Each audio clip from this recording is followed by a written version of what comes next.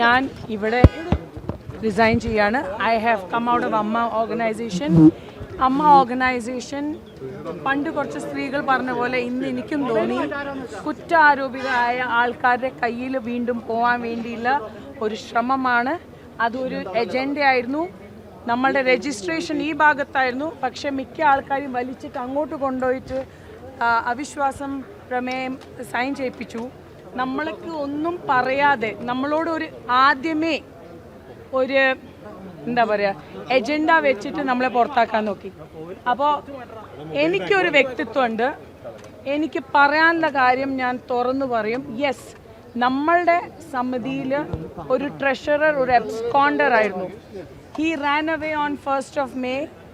1-ാം തീയതി നമ്മളുടെ അമ്മ സംഘടനേൻ്റെ സ്റ്റാഫ് റിസൈൻ ചെയ്ത് പുറത്താക്കിയപ്പെട്ടപ്പോൾ ലേബറിലും പോലീസിലും കംപ്ലയിൻറ്റ് ചെയ്തപ്പോൾ ഒരു മെയിലും കൊടുക്കാതെ ഒരു അറിവുമില്ലാതെ കമ്മിറ്റി ഒന്നും അറിയാതെ ഇവർ റിസൈൻ ചെയ്ത് മൂപ്പര് ഓടിപ്പോയി തന്നെ ഞാൻ പറയുള്ളൂ.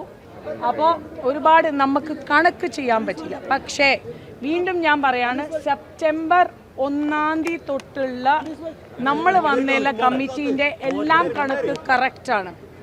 അതിൻ്റെ മുമ്പേ ബാബുരാജേട്ടൻ ചെയ്ത കമ്മിറ്റീൻ്റെ ഒരുപാട് കുഴപ്പങ്ങളുണ്ട്. അത് ഇന്ന് വരെ ഞാൻ അമ്മ സംഘടനേൻ്റെ കാര്യങ്ങൾ പുറത്തു പറയാത്തത് ഓൺലി ബിക്കോസ് അത് നമ്മളുടെ ഒരു ചെറിയ സംഘടനയാണ്. പക്ഷെ ഇന്ന് എനിക്ക് ഒരു റിലീഫ് എന്ന് പറയുന്നത് ഇന്ന് ഞാൻ അമ്മ മെമ്പർ അല്ല. ഇന്ന് ഞാൻ അമ്മ മെമ്പർ ഇല്ലാത്തതുകൊണ്ട് എനിക്ക് തുറന്ന് പറയാനുള്ള ഒരു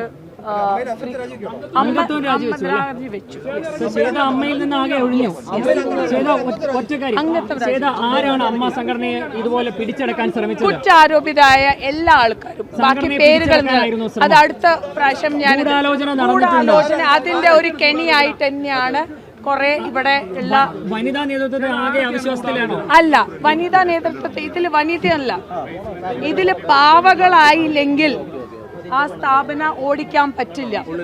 പാവ ആവാൻ ഞാൻ റെഡിയല്ല.